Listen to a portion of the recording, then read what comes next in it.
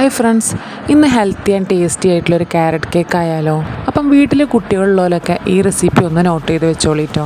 Carrot കറി വെച്ച് കൊടുത്താലോ ഉപ്പേരി വെച്ച് കൊടുത്താലോ ഒന്നും കുട്ടികൾ അത്രയ്ക്ക് അങ്ങോട്ട് കഴിക്കൂലല്ലേ. എന്നാലും ഓൽക്ക് ഇഷ്ടമുള്ള രീതിയിൽ കേക്കോ ബിസ്ക്കറ്റോ ഒക്കെ ആക്കി കൊടുത്താൽ കഴിക്കുമല്ലോ. അപ്പം നമുക്ക് ഇതിൻ്റെ റെസിപ്പിയിലേക്ക് നോക്കാം. വളരെ സിമ്പിളാണ്. ഇങ്ങനത്തെ 3 ക്യാരറ്റ് കൊണ്ടാണ് ഞാൻ കേക്ക് ഉണ്ടാക്കിയത്. അപ്പോൾ ഇതിനായിട്ട് ആവശ്യമുള്ള പഞ്ചസാര മിക്സിയിലിട്ടിട്ട് നന്നായിട്ടൊന്ന് പൊടിച്ചെടുക്കാം. ഇത് പൊടിച്ചതിന് ശേഷമാണ് കേട്ടോ കോഴിമുട്ട ആഡ് ചെയ്യേണ്ടത്. 2 കോഴിമുട്ടയാണ് ആഡ് ചെയ്തിട്ടുള്ളത്. ഇനി ഇതിലേക്ക് കട്ട് ചെയ്തിട്ടുള്ള ക്യാരറ്റും കൂടി ഇട്ട് കൊടുക്കുക. പറ്റ കുനുകുനാന്നൊന്നും അരിയണ്ട കേട്ടോ, കുറച്ചൊക്കെ കടിക്കാൻ അവിടെ ഇവിടെ ഉണ്ടായിക്കോട്ടെ.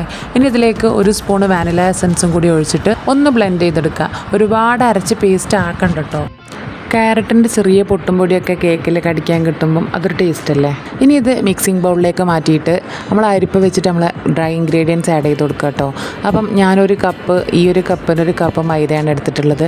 ഇതിലേക്ക് തന്നെ ബേക്കിംഗ് പൗഡർ ഇട്ട് കൊടുക്കണം കേട്ടോ.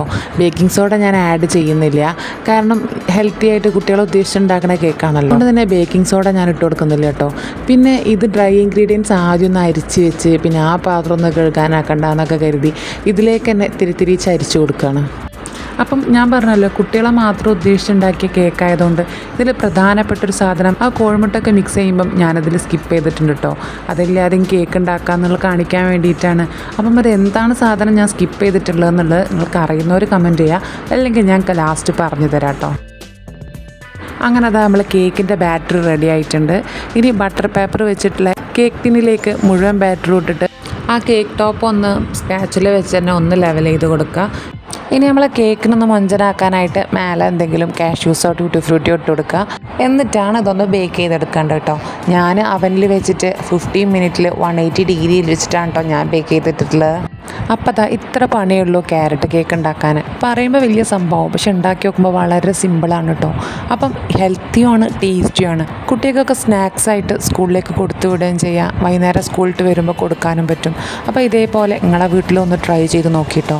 അപ്പം ഈ റെസിപ്പി നിങ്ങൾക്ക് ഇഷ്ടപ്പെട്ടിട്ടുണ്ടെങ്കിൽ മറക്കാതെ ഒന്ന് കമൻറ്റ് ചെയ്ത് സപ്പോർട്ട് ചെയ്യട്ടോ. പൊതുവേ കേക്കിൽ ഓയിലൊരു പ്രധാന ഘടകം തന്നെയാണ്, എന്നാലേ അത് പൊങ്ങി വരുള്ളൂ എന്നൊക്കെ പറയും. പക്ഷേ ഇതിൽ ഞാൻ ഓയിൽ ആഡ് ചെയ്തിട്ടില്ല കേട്ടോ. ആ ബട്ടർ പേപ്പറിലുള്ള ആ ഓയിൽ മാത്രമേ ഉണ്ടായിരുന്നുള്ളൂ. ഒരുപാട് പൊങ്ങി വന്നില്ലെങ്കിലും എന്താ, സാധനം ഹെൽത്തി ആണല്ലോ.